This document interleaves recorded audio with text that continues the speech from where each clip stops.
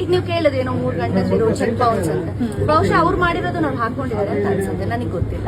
Ma'am finally ಇವಾಗ ಗಿಲ್ಲಿ ಇದೇನಾ ನಮ್ಮ ಸಂಸ್ಕೃತಿ, ಇದೇನಾ ನಮ್ಮ ಭಾರತೀಯ ಸಂಸ್ಕೃತಿ, ಇದೇನಾ ಹಿಂದೂ ಸಂಸ್ಕೃತಿ? ಬಿಗ್ ಬಾಸ್ ಮುಗಿದು ಗಿಲ್ಲಿ ನಟ ಕಪ್ ಗೆದ್ದಾಯಿತು, ರಾಜ್ಯಾದ್ಯಂತ ಪ್ರವಾಸ ಮಾಡ್ತಾ ಇದ್ದಾರೆ. ಫಸ್ಟ್ ರನ್ನರ್ ಅಪ್ ರಕ್ಷಿತ್ ಆಯಿತು, second runner up Ashwini Gowda ಆಯಿತು. ಬಹಳಷ್ಟು ಕಾಂಟ್ರವರ್ಸಿಗಳ ನಡುವೆ ದಾಖಲೆಯ ಮತಗಳನ್ನು ಪಡೆದಂತಹ ಗಿಲ್ಲಿ ನಟ ಗೆದ್ದಾಯಿತು. ಗಿಲ್ಲಿ ನಟ ಗೆದ್ದಾಯ್ತು, ಬಿಗ್ ಬಾಸ್ ಆಯ್ತು. ಆದ್ರೂ ಸಹ ಇನ್ನು ಈ ಜಡೆ ಜಗಳ ಮಾತ್ರ ನಿಲ್ತಾ ಇಲ್ಲ. ಬೌನ್ಸ್ ಆಗ್ಲಿ, ಗಂಡಂದ್ರ ವಿಚಾರ ಆಗ್ಲಿ, ಈ ತರದೆಲ್ಲ ಬರೋದು ಅದು ನನಗೆ ಗೊತ್ತಿಲ್ಲ ಸರ್. ಈಗ ಅದು ಯಾರು ಹಾಕೊಂಡಿದ್ದಾರೆ? ಚೈತ್ರ ಅವರು. ಯಾರು? ಚೈತ್ರ ಕುಂದಾಪುರ ಅವರು. ನೀವು ಅವ್ರನ್ನೇ ಕೇಳ್ಬೇಕಲ್ಲ ಸರ್, ನನಗೆ ಗೊತ್ತಿಲ್ಲ. ಯಾಕೆಂತಂದ್ರೆ ಅಂತ ಸಂಸ್ಕಾರ, ಅಂತ ಒಂದು ಒಳ್ಳೆ ಮಾತುಗಳನ್ನ ಅವ್ರು ಮಾತಾಡ್ತಾರೆ. ಬಹುಶಃ ಅವ್ರು ಸೋಷಿಯಲ್ ಮೀಡಿಯಾದಲ್ಲಿ, ಈಗ ನನ್ನ ಗಾಸಿ ಬಗ್ಗೆ ನಾನು ಹಾಕೊಂಡಿದ್ದೀನಿ. ಜಡೆ ಜಗಳದ ಕಥೆಯಲ್ಲಿ ಚೈತ್ರ ಕುಂದಾಪುರ ಅವರು ಗೆಸ್ಟ್ ಅಪಿಯರೆನ್ಸ್ ಆಗಿ ಒಳಗಡೆ ಹೋಗಿದ್ರು. ಅವರು ಹೇಳ್ತಾರೆ, ಯಾವುದೋ ಪೋಸ್ಟಲ್ ಹಾಕಿದ್ರಂತೆ, 3 ಮದುವೆ ಆಗಿದ್ದಂಥವ್ರು ಯಾರು, ಚೆಕ್ ಬೌನ್ಸ್ ಆದಂಥವ್ರು ಯಾರು ಅಂತ ಹಾಕಿದ್ರಂತೆ. ಅದಕ್ಕೆ ಉತ್ತರವಾಗಿ ಅಶ್ವಿನಿ ಗೌಡ ಅವ್ರು ಹೇಳ್ತಾರೆ, ಯಾರು ಹಾಕಿದ್ರು ಪೋಸ್ಟು ಅವ್ರನ್ನೇ ಹೋಗಿ ಕೇಳಬೇಕು, ಅದು ಅವ್ರಿಗೆ ಗೊತ್ತಿರಬೇಕು ಅಂತ ಹೇಳ್ತಾರೆ. ಯಾವ ಹಂತಕ್ಕೆ ಹೋಗ್ತಾ ಇದ್ದೀವಿ ನಾವು? ಯಾವ ಹಂತಕ್ಕೆ? ಒಂದು ಬಿಗ್ ಬಾಸ್ ಅನ್ನೋದು ಒಂದು ಆಟ. ಆ ಆಟ ಮನರಂಜನೆಯ ಆಟ, 100 ದಿನಗಳ ಆಟ.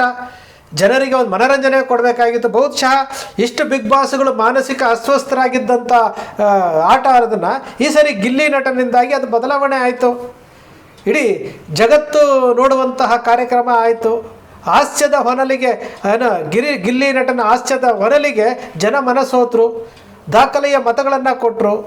ಎಲ್ಲ ಆಯಿತು. ಎಲ್ಲ ಆದರೂ ಸಹ ಒಳಗಡೆ ನಡೆದಂತಹ ಗಲಾಟೆಗಳನ್ನು, ಒಳಗಡೆ ನಡೆದಂತಹ ಈ ಕಿರಿಕಿರಿಗಳನ್ನು ಹೊರಗಡೆ ತಗೊಂಬಂದು ಯಾಕೆ ಮೀಡಿಯಾಗಳ ಮುಂದೆ ಬರ್ತಾ ಇದ್ದೀರಿ? ಯಾತಕ್ಕೆ? 3 ಮದುವೆ ಅಂತಾರೆ, ಚೆಕ್ ಬೌನ್ಸು ಅಂತಾರೆ.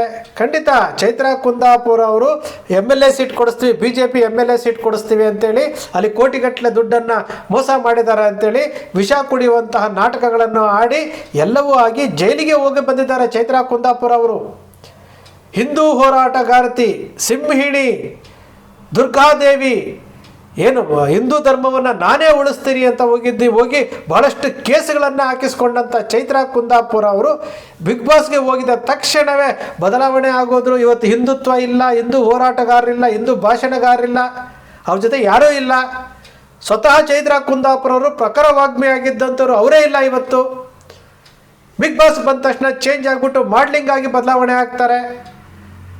ಈಗ ಬಿಗ್ ಬಾಸ್ಗೆ ಗೆಸ್ಟ್ ಅಪಿಯರೆನ್ಸ್ ಆಗಿ ಹೋಗಿ ಬಂದ ತಕ್ಷಣ ಇಲ್ಲಿ ಅವ್ರು ಪರಿಚಿದ್ರು, ಇವ್ರು ಪರಿಚಿದ್ರು, ಅವ್ರು 3 ಮದುವೆ ಆದರು, ಇವ್ರು ಚೆಕ್ ಬೌನ್ಸ್ ಮಾಡಿದ್ರು ಅಂತೇಳಿ ಈ ಹೇಳಿಕೆಗಳನ್ನು ಕೊಡ್ತಾ ಇದ್ದಾರಲ್ಲ, ಇದೆಲ್ಲ ನೋಡಿದ್ರೆ ಏನು ಅನಿಸುತ್ತೆ ನಮಗೆ? ನಾವು ಎಲ್ಲಿದ್ದೀವಿ? ಇಂತಹ ಹುಚ್ಚರ ಸಂತೆಯಲ್ಲಿ ಈ ಭಾರತೀಯ ಸಂಸ್ಕೃತಿ ಮತ್ತು ಹಿಂದೂ ಸಂಸ್ಕೃತಿಯನ್ನು ಯಾವ ರೀತಿ ಹಾಳು ಮಾಡ್ತಾ ಇದ್ದಾರೆ? ಹಾಳು ಮಾಡ್ತಾ ಇರೋದು ಯಾರು? ಹೆಣ್ಣುಮಕ್ಕಳೇ ತಾನೇ ಮಾರ್ಗದರ್ಶಿ ಆಗಬೇಕಾಗಿದ್ದಂಥವರು. ಒಂದು ಸೆಲೆಬ್ರಿಟಿ ಆಗಿದ ತಕ್ಷಣ ಸೆಲೆಬ್ರಿಟಿಗಳನ್ನು ಫಾಲೋ ಮಾಡುವಂಥವ್ರು ಎಷ್ಟು ಜನ ಇರ್ತಾರೆ? ಅವ್ರು ಯಾವ ರೀತಿ ಸಂದೇಶ ಕೊಡಬೇಕು, ಯಾವ ರೀತಿ ಅವ್ರ ಮಾರ್ಗದರ್ಶನ ಕೊಡಬೇಕು, ಇವ್ರು ಕೊಡ್ತಾ ಇರುವಂಥ ಸ್ಟೇಟ್ಮೆಂಟ್ ಯಾವ ರೀತಿ ಇದ್ದಾವೆ, ಎಲ್ಲವನ್ನು ಗಮನಿಸ್ತಾ ಬರ್ತಾ ಇದ್ದೀವಿ. ಇದು ಒಂಥರ ಹುಚ್ಚಾಟ ಅನಿಸುತ್ತೆ. ಈ ಮೀಡಿಯಾಗಳಿಗೂ ಬೇರೆ ಕೆಲಸ ಇಲ್ಲ. ಬಿಗ್ ಬಾಸ್ ಸ್ಪರ್ಧಿಗಳು ಬಂದ ತಕ್ಷಣ ಹೋಗಿ ಮೈಕ್ ಹಿಡಿತವೆ. ಇವ್ರು ಕೇಳಿದ್ರು, ಅವ್ರಿಗೆ ಕೇಳಿದ್ರು ಅಂತಾರೆ. ಮೀಡಿಯಾಗಳು ರಾಜಕೀಯದಲ್ಲೇ ಹೋಗ್ತಾರೆ, ಸಿದ್ದರಾಮಯ್ಯನ ಹತ್ರ ಹೋಗ್ತಾರೆ, DK ಶಿವಕುಮಾರ್ ಹೀಗೆ ಹೇಳಿದ್ರು ಅಂತಾರೆ, ಕುಮಾರಸ್ವಾಮಿ ಹೀಗೆ ಹೇಳಿದ್ರು ಅಂತಾರೆ. ಅದೇ ಪ್ಯಾಟ್ರನ್ನನ್ನು ಈಗ ಬಿಗ್ ಬಾಸ್ ಸ್ಪರ್ಧಿಗಳ ಜೊತೆಗೇನು ಅದೇ ಥರ ಮಾಡ್ತಾ ಇದ್ದಾರೆ. ಇದೇನಾ ಮೀಡಿಯಾಗಳ ಸಂಸ್ಕೃತಿ? ಇದೇನಾ ಭಾರತೀಯ ಸಂಸ್ಕೃತಿ? ಅಶ್ವಿನಿ ಗೌಡ ಅವರು ಚೈತ್ರ ಕುಂದಾಪುರ್ಗೆ ಟಾಂಗ್ ಕೊಡುವಂಥದ್ದು, ಚೈತ್ರ ಕುಂದಾಪುರ ಅಶ್ವಿನಿ ಗೌಡಗೆ ಟಾಂಗ್ ಕೊಡುವಂಥದ್ದು.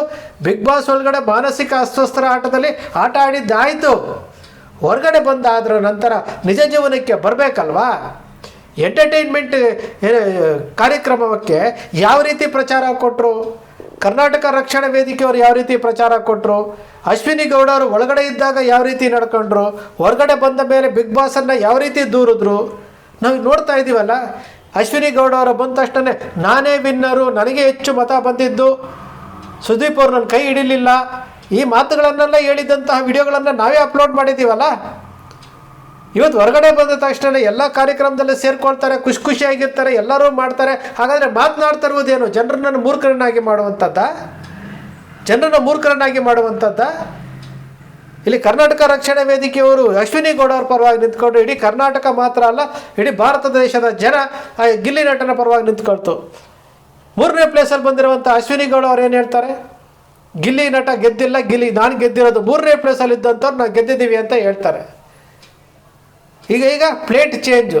ಅಶ್ವಿನಿ ಮತ್ತು ಚೈತ್ರಾ ಕುಂದಾಪುರ ನಡುವೆ ಫೈಟು. ಯಾವ ಫೈಟು? ಒಳ್ಳೆ ವಿಚಾರಕ್ಕೆ ಫೈಟ್ ಆಗ್ತಾ ಇದೆಯಾ? ಮೂರು ಮದುವೆಗಳು. ನಾವು ಹೇಳ್ತೀವಿ ಹಿಂದೂ ಧರ್ಮ ಹಿಂದೂ ಧರ್ಮ ಹಿಂದೂ ಧರ್ಮ ಅಂತೀವಿ, ಅನ್ಯ ಧರ್ಮದವ್ರಿಗೆ ಹೇಳ್ತೀವಿ ಅವ್ರು ಮೂರು ಮದುವೆ ಆಯ್ತಾರೆ, 10 ಜನ ಮಕ್ಕಳನ್ನ ಇರ್ತಾರೆ ಅಂತ. ನೀವು ಮಾಡ್ತಾ ಇರೋದೇನು? ಇವ್ರು 3 ಮದುವೆ ಆದರು, ಅವ್ರು 3 ಮದುವೆ ಆದರು, ಅವ್ರು ಚೆಕ್ ಬೌನ್ಸ್ ಮಾಡಿದ್ರು, ಇವ್ರು ಅಷ್ಟೇ ಆದರು, ಇವ್ರು ಇಷ್ಟ ಆದರು ಅಂತ ಹೇಳ್ಬಿಟ್ಟು ಯಾವ ಸಂದೇಶ ಕೊಡಲಿಕ್ಕೆ ಹೊರಟಿದ್ದೀರಿ ನೀವೆಲ್ಲನೂ? ಯಾವ ಸಂದೇಶ? ಈ ಹುಚ್ಚಾಟಗಳಿರುವಂತಹ ರಿಯಾಲಿಟಿ ಶೋಗಳನ್ನು ಇಟ್ಕೊಂಡು ಇದನ್ನೇ ನಂಬಿಕೊಂಡು ಹೋಗುವಂಥ ಜನರಿದ್ದಾರಲ್ಲ, ಇದೇ ಸತ್ಯ ಅಂತ ನಂಬ್ಕೊಂಡ್ರು 24 ಗಂಟೆ ನಡೆಯುವಂಥ ಒಂದು ಬಿಗ್ ಬಾಸನ್ನು ಕೇವಲ 1.5 ಗಂಟೆನಲ್ಲಿ ಇವರು ತೋರಿಸ್ತಾರೆ ಅಂತಂದರೆ ಬಾಕಿ ಗಂಟೆಗಳು ಏನು ಮಾಡ್ತಿದ್ರು ಅಂತ ಗೊತ್ತಾಗಲ್ವಾ? ಇದು ಮಾನಸಿಕ ಅಸ್ವಸ್ಥರದು. ನಮ್ಮ ಏನೋ ವಿಜಯಲಕ್ಷ್ಮಿ ಅವರು ಹೇಳ್ತಾ ಇರ್ತಾರಲ್ಲ, ವಿಜಯಲಕ್ಷ್ಮಿ ಶಿಬಿರವರು ಬಿಗ್ ಬಾಸ್ ಅನ್ನೋದು ಮಾನಸಿಕ ಅಸ್ವಸ್ಥರಿಗಾಗಿ ಮಾಡಿರುವಂಥ ಕಾರ್ಯಕ್ರಮ ಅಂತೇಳಿ ಇವತ್ತಿಗೂ ಸಹ ವಿಡಿಯೋ ವೈರಲ್ ಆಗ್ತಾನೇ ಇದೆ. ಸತ್ಯ, ಬಿಗ್ ಬಾಸಲ್ಲಿರುವಂಥವರು ಮಾನಸಿಕ ಅಸ್ವಸ್ಥರೇ, ಅವ್ರು ನೋಡುವಂಥವ್ರು ಮಾನಸಿಕ ಅಸ್ವಸ್ಥರೇ. ಈ ಬಾರಿ ಸ್ವಲ್ಪ ಚೇಂಜ್ ಆಗಿದೆ ಬಿಟ್ಟರೆ ಬಾಕಿ 11 ಸೀಸನ್ ಅದೇ ರೀತಿ ಇತ್ತು. ಈಗ ಒಳಗಡೆ ಇದ್ದಂಥವ್ರು ಹೊರಗಡೆ ಬಂದು ಮಾನಸಿಕ ಅಸ್ವಸ್ಥತೆ ರೀತಿ ಆಟ ಆಡ್ತಾ ಇದ್ದಾರೆ, ಆ ರೀತಿ ಮಾತುಗಳನ್ನು ಆಡ್ತಾ ಇದ್ದಾರೆ.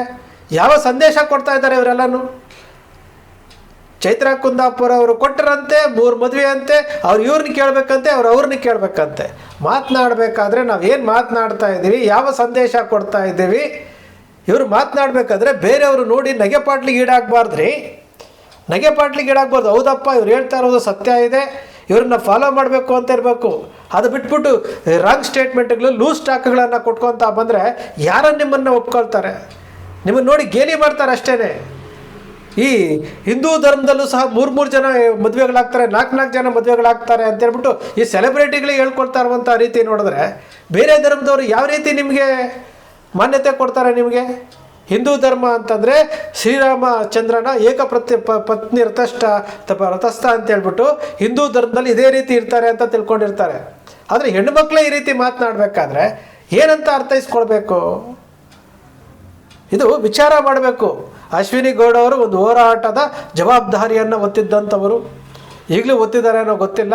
ಚೈತ್ರಾ ಕುಂದಾಪುರ ಹಿಂದೂ ಧರ್ಮದ ಸಂರಕ್ಷಣೆ ಮಾಡ್ತೀನಿ ಅಂತೇಳಿ, ದುರ್ಗಾದೇವಿ ಅಂತೇಳಿ, ನಾನು ಹಿಂದೂ ಧರ್ಮವನ್ನು ರಕ್ಷಣೆ ಮಾಡ್ತೀವಿ ಅಂತೇಳಿ ದೊಡ್ಡ ದೊಡ್ಡ ಭಾಷಣಗಳನ್ನು ಮಾಡಿದಂಥವರು. ಇವರಿಬ್ಬರೂ ಸಹ ಒಬ್ಬರು ಕನ್ನಡ ಪರ ಹೋರಾಟಗಾರರ ಗೌರವಾಧ್ಯಕ್ಷರು, ಮತ್ತೊಬ್ಬರು ಹಿಂದೂ ಹೋರಾಟಗಾರರ ಪ್ರಖರ ವಾಗ್ಮಿಗಳು. ಇವರಿಬ್ಬರು ಮಾತನಾಡ್ತಾ ಇರುವಂಥ ರೀತಿ ನೋಡಿದ್ರೆ ಇವರಿಬ್ಬರೂ ಸಹ ಹಿಂದೂಗಳೇ ಆಗಿರೋದ್ರಿಂದ, ಇಬ್ಬರು ಹೋರಾಟಗಾರರಾಗಿರೋದ್ರಿಂದ ಯಾವ ಸಂದೇಶ ಕೊಡ್ತಾರೆ ಅಂತ ನಮ್ಗೆ ಇವತ್ತರೆಗೂ ಗೊತ್ತಾಗ್ತಾ ಇಲ್ಲ. ಹಾಗಾದರೆ ಚೈತ್ರಾ ಕುಂದಾಪುರ ಅವರು ಇಷ್ಟು ದಿವಸ ಭಾಷಣ ಮಾಡಿದ್ದು ಏನು? ಚೈತ್ರಾ ಕುಂದಾಪುರ ಅವರು ವೇದಿಕೆ ಮೇಲೆ ಭಾಷಣ ಮಾಡಿ ಹಿಂದೂ ಧರ್ಮ ದುರ್ಗಾವಾಹಿನಿ, ದುರ್ಗಾದೇವಿ ಅಂತ ಏನೇನೋ ಹೇಳ್ತಾ ಇದ್ರಲ್ಲ, ಹಾಗಾದರೆ ಏನು ಅದೆಲ್ಲನೂ? ಅದರೆಲ್ಲ ಸುಳ್ಳ? ಇವರು ಏನೋ ಟಿಕೆಟ್ ಕೊಡಿಸ್ತೀನಿ ಅಂತಂದ್ರು, ಮತ್ತೇನು ಕೊಡಿಸ್ತೀನಿ ಅಂದರು, ವೈಯಕ್ತಿಕ ಆಯಿತು, ಅರೆಸ್ಟ್ ಆದರು, ಏನೋ ಸ್ವಾಮೀಜಿ ಸಿಕ್ಕಿದ್ರೆ ಎಲ್ಲ ಹೊರಗಡೆ ಬರ್ತಾರೆ, ಇಂದಿರಾ ಕ್ಯಾಂಟೀನ್ ಬಗ್ಗೆ ಹೇಳಿದ್ರು, ಏನೋ ಜೈಲಿಗೆ ಹೋದ್ರು, ಎಲ್ಲ ಬಂತು, ಬೇಲ್ ಮೇಲೆ ಹೊರಗಡೆ ಇದ್ದಾರೆ, ಸರಿ.